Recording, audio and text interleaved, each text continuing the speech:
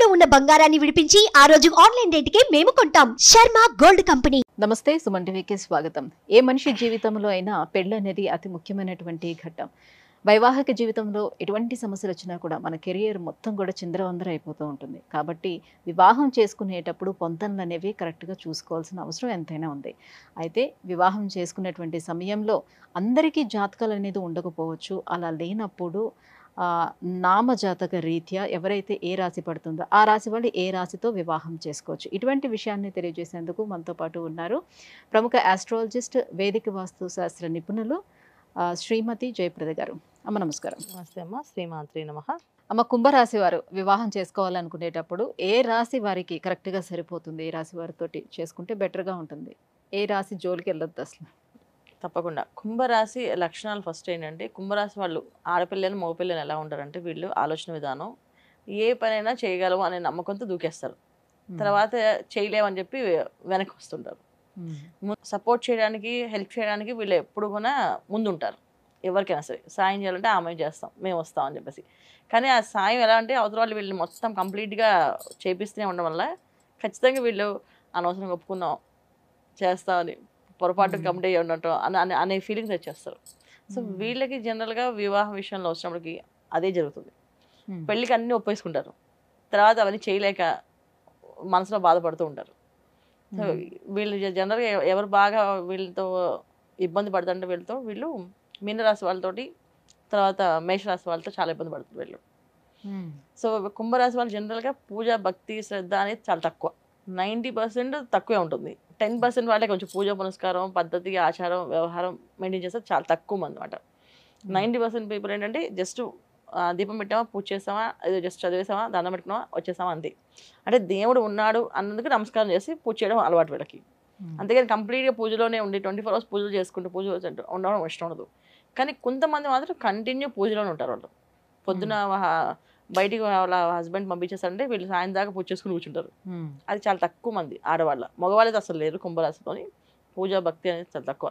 భయంతో దేవుడు దండం పెట్టుకుంటారు వీళ్ళు. భయం వేసినప్పుడు అమ్మో దేవుడు ఆయన కాపాడాయి అని చెప్పి దండం పెట్టుకుంటారు తప్ప అదర్వైజ్ పెట్టుకోరు. వర్క్ మీద ఎక్కువ ఇంట్రెస్ట్ వీళ్ళకి. సో వీళ్ళకి మీనరాశి వాళ్ళ అమ్మాయిలు కానీ మీనరాశి అబ్బాయిలు కానీ వస్తే వాళ్ళు కమిటెడ్ పూజలు అనమాట. వాళ్ళ పద్ధతి, ఆచార, వ్యవహారం అన్నీ చెప్తారు. అన్నిటికీ తలకే ఊపుతారు.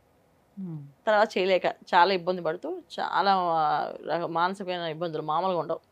ఇంకా చాలామంది వైవాహిక జీవితం బాగుండదు కుంభరాశి వాళ్ళకి అని చెప్తూ ఉంటాం కదా. ఎందుకంటే ఇదే రీజన్. ఫస్ట్ ఒప్పేసుకుని తలకే ఊపడం వల్ల తర్వాత వీళ్ళు ఇబ్బంది పడుతుంటారు.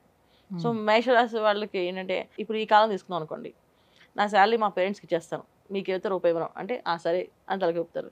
కానీ ఇక్కడ వీళ్ళ పేరెంట్స్ ఏం చేస్తారు, అలా ఎలా ఒప్పుకున్నావురా నువ్వు చెప్తారు కదా. సో లైఫ్ లాంగ్ అమ్మాయి ఏం చేస్తుంది, నేను ఆల్రెడీ చెప్పేశాను కనుక నేను ఇంతే చేస్తాను, నువ్వేమైనా చేసుకో, నువ్వేం చెప్పు నీ పేరెంట్స్కి, నాకు సంబంధం లేదు, నా పని మాత్రం నేనే చేస్తాను. సో ఈ మేషరాశి అమ్మాయిలు కరెక్ట్గా కరాఖండిగా ఉంటారు. సో ఖచ్చితంగా ఇబ్బంది పడతారు. అలాగే మేషరాశి అబ్బాయిలు కూడా కరాఖండిగా ఉంటారు. సో మీనం అటువైపు మేషం రెండు కూడా కుదరదు. మీనం వాళ్ళు పూజలు పునస్కారాలు భక్తితో చంపేస్తారు. మేషం వాళ్ళు కమిట్మెంట్ చంపేస్తారు. అందుకని చేసుకోవద్దని చెప్తాం. సో అందుకని వీళ్ళకి కుంభం వాళ్ళకి మకరం కూడా వద్దని చెప్తాను. సో మకరం వల్లే తొందరగా రియాక్ట్ అవ్వరు ఏ విషయాల్లోని. సో వీళ్ళకి ఎలా రియాక్ట్ అవ్వాలో తెలియక వీళ్ళు ఇబ్బంది పడుతుంటారు. అందుకని వాళ్ళు కూడా వద్దని చెప్తాను. కుంభరాశి వాళ్ళు చేసుకోవాలనుకుంటే వాళ్ళు హాయిగా కర్కాటక రాశి వాళ్ళు చేసుకోవాలి. కర్కాటకం 4వ. సో కర్కాటక రాశి వాళ్ళు చేసుకోవడం వల్ల ఏంటంటే, వీళ్ళు ఏదైనా కమిట్ అయిపోయినా వాళ్ళు కూడా స్టార్టింగ్లో కమిట్ అయినా ఒప్పుకున్న తర్వాత వీళ్ళు అండర్స్టాండింగ్ మార్చుకుంటారు.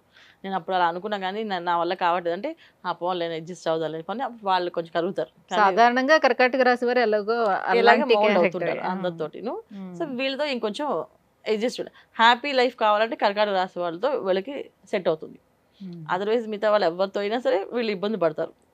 వీళ్ళు మామూలుగా ఇబ్బందులు పడరు. ఒక్కొక్కరితో వృషభ రాశి వాళ్ళతో కంప్లీట్ అయితే వీళ్ళకి కొన్ని విషయాల్లో ఒకరోజు ఈ లెక్క ఉండదన్నమాట. 8 hours పని చేసి తర్వాత నేను రెస్ట్ తీసుకోవాలి, తర్వాత ఇలా ప్లాన్ చేసుకుంటారు. కానీ వృషభ రాశి వాళ్ళు అలా కాదు, ఎప్పుడు వాళ్ళకి అనిపిస్తే అప్పుడు చేయాలనిపిస్తుంది. సో ఎప్పుడు మనం బయటికి వెళ్ళాలి వాళ్ళు అనుకున్నాను అనుకో, సార్ టైడ్ అయిపోయి ఆఫీస్లో వర్క్ ఫుల్ బిజీ ఉంది నేను రాలేనంటే అలా కాదు. మీరు మాట ఇచ్చారు సినిమాకి వెళ్ళాలి అనుకున్నప్పుడు మీరు మాట ఇచ్చినప్పుడు కంపల్సరీ తీసుకెళ్లాల్సింది మీరు. లేకపోతే నేను మాట్లాడను, భోజనం పెట్టను, అలుగుతాను అని చూపించింది. So 2 days అలుగుతుంది. అప్పుడు ఇతనికి చాలా కష్టం అవుతుంది ఆ అమ్మాయిని మార్చుకోవడం. సో అందుకని వాళ్ళు కూడా సెట్ అవ్వరు. సో కర్కాటక రాశి వాళ్ళు వీళ్ళు అడ్జస్ట్ అవుతారు.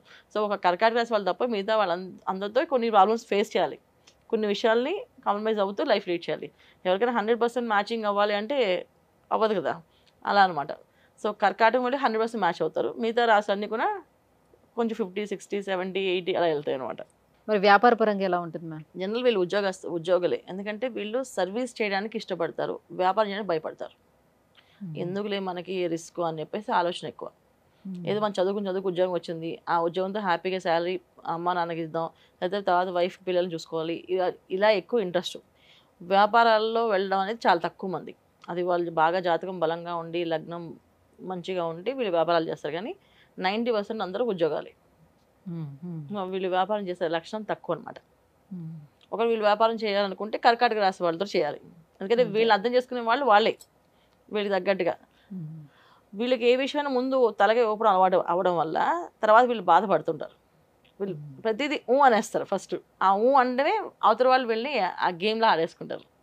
అది నువ్వు అప్పుడు అన్నావు కదా, ఒప్పుకున్నావు కదా అని చెప్పేసి వీళ్ళు ఏ సిచ్యువేషన్లో అన్నారు అనేది వాళ్ళే మర్చిపోతుంటారు. ఆ సిచ్యువేషన్కి, ఆ ప్రాబ్లంకి, ఆ పాపం నిజంగా వాళ్ళకి బాధ ఉందేమో, సర్లే చేస్తామని చెప్పేసి అని ఒప్పుకోవడం, అది వీళ్ళకి మెయిన్ ఉన్న డ్రాబ్యాక్ అనమాట.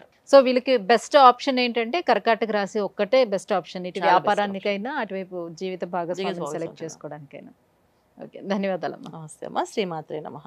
సుమన్ టీవీలో మీ పర్సనల్ అండ్ బిజినెస్ ప్రమోషన్స్ కోసం కింది నెంబర్కి కాంటాక్ట్ చేయండి.